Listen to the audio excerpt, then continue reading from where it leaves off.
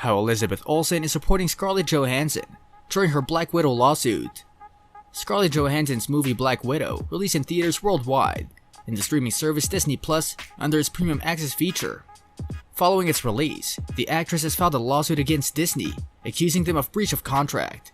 The Black Widow actress has since received support from other of the fellow actors in the industry, such as Elizabeth Olsen.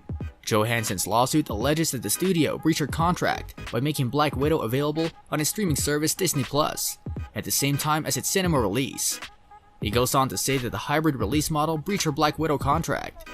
She claims the streaming release took away potential crowd in the theaters and caused her compensation that was tied to the box office revenue.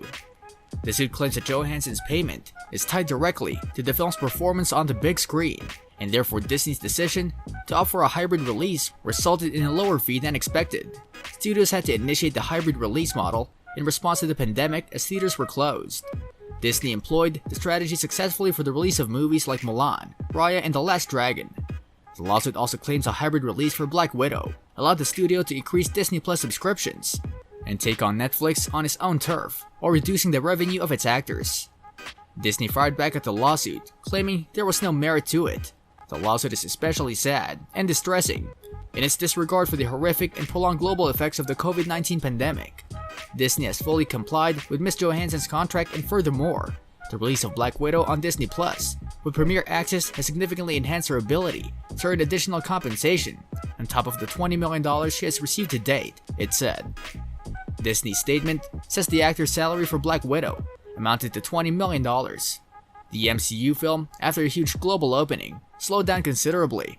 It could collect only $319 million globally after its July 9 release date. Disney's statement, despite its aggressive nature, does suggest that Scarlett was bound to gain more compensation on top of her salary. Some reports quote sources close to Johansson, saying that the hybrid release cost her about $50 million in lost bonuses. Why would Disney forego hundreds of millions of dollars in box office receipts by releasing the picture in theaters at the time when it knew the theatrical market was weak, rather than waiting for a few months for that market to recover? On information and belief, the decision to do so was made at least in part because Disney saw the opportunity to promote its flagship subscription service using the picture and Ms. Johansson, thereby attracting new paying monthly subscribers, retaining existing ones, and establishing Disney Plus as a must-have service in an increasingly competitive marketplace, says the lawsuit as quoted by The Hollywood Reporter. Scarlett Johansson's lawsuit against Disney over Black Widow has received support from fellow actor Elizabeth Olsen, who plays Scarlet Witch in the MCU. After Elizabeth Olsen has spoken up in support of her Avengers co-star Scarlett Johansson, who is currently embroiled in a lawsuit against Disney over the release of her film Black Widow. In a Vanity Fair interview alongside actor Jason Sudeikis, she said, "I think she's so tough, and literally, when I read that, I was like, good for you, Scarlett." Olsen also said about theatrical releases amidst COVID-19 pandemic, saying that she's concerned about small movies getting the opportunity to be seen in theaters. She's added that she's not worried on Scarlett's behalf. When it comes to actors and their earnings, I mean, that's just all contracts. So it's either in the contract or it's not, Elizabeth Olsen said. Ted Lasso actor Jason Sudeikis called Johansson's lawsuit against Disney appropriately badass and on brand. Disney's rival Warner Bros. Announced in December 2020 that its entire 2021 slate will have a concurrent theatrical and HBO Max release.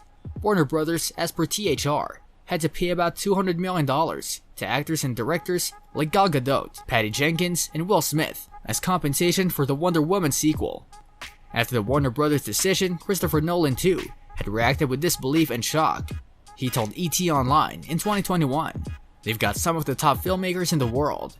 They've got some of the biggest stars in the world who worked for years in some cases on these projects very close to their hearts that are meant to be big screen experiences. They're meant to be out there for the wildest possible audiences, and now they're being used as a loss leader for the streaming service, for the fledgling streaming service without any consultation."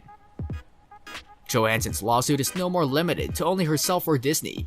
It has the potential to affect the whole entertainment business and the ongoing theatrical versus streaming debate, as Olsen correctly pointed out. Many other film personalities have also expressed fears that the theatrical model, which was anyways not robust to begin with, is now dying a slow, lingering death due to the pandemic. Thank you for sticking till the end. If you enjoyed watching this video, If you did, don't forget to like, share, and subscribe to our channel. Hit that bell icon for all updates.